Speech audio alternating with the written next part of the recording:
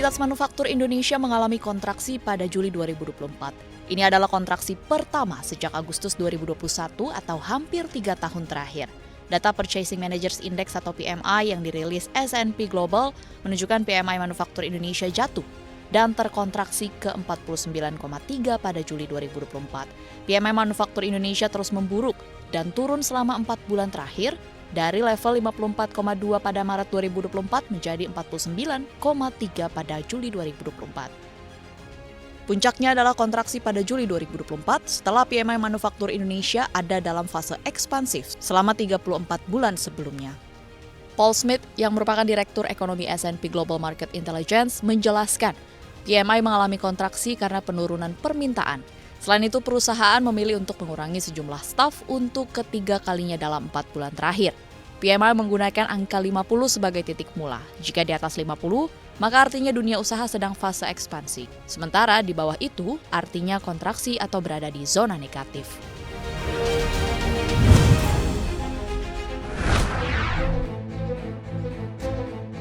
Bandara VVIP di Ibu Kota Nusantara Kalimantan Timur belum dapat dioperasikan untuk menunjang pelaksanaan peringatan Hari Ulang Tahun Kemerdekaan ke-79 Indonesia. Menteri PUPR Basuki Hadimulyono mengungkapkan landasan pacu bandara masih kurang sepanjang 300 meter. Basuki Hadimulyono menambahkan landasan pacu bandara IKN seharusnya memiliki panjang 2.200 meter, namun hingga saat ini pembangunannya belum rampung. Kementerian PUPR juga telah menerapkan teknologi modifikasi cuaca (TMC) sehingga dalam waktu 2 minggu kebelakang tidak terjadi hujan. Tetapi diperkirakan landasan pacu ini masih belum rampung sepenuhnya hingga 14 Agustus mendatang. Atas kondisi ini pihaknya menyiapkan 2 alternatif jalan menuju IKN. Yang pertama melalui jalan tol Balikpapan Samarinda atau Balsam exit kilometer 11 dan yang kedua adalah tol Balsam exit kilometer 38. Sementara itu Basuki mengatakan akses di kawasan inti pusat pemerintahan sendiri sebagian jalannya sudah 100% teraspal, antara lain kawasan Sumbu Barat hingga Sumbu Timur. Jalan yang sudah rampung sekitar 7 km.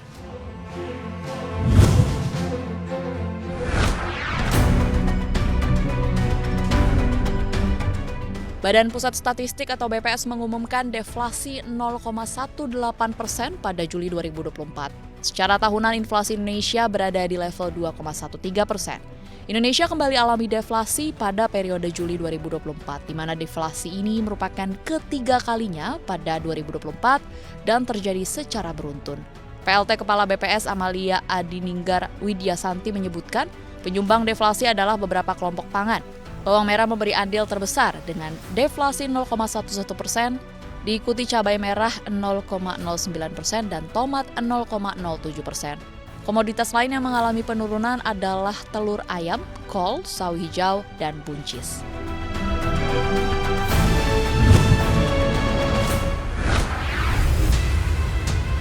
Usai mengalami blue screen, selama beberapa waktu lalu Microsoft dilaporkan kembali down. Kali ini masalah terjadi karena adanya serangan DDoS. PC Mac mengatakan serangan itu menghentikan layanan selama 8 jam.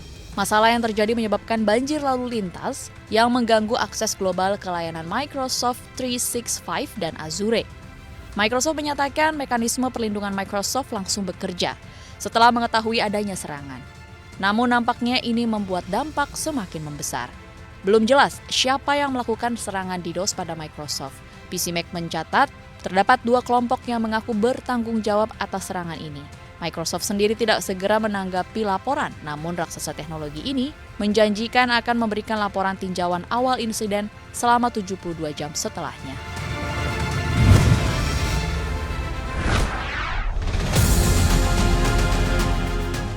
Bank Sentral Amerika Serikat, The Fed, kembali mempertahankan suku bunga acuan di level 5,25 hingga 5,5%. Kendati demikian, The Fed memberi sinyal kuat akan memangkas suku bunga acuan pada September mendatang.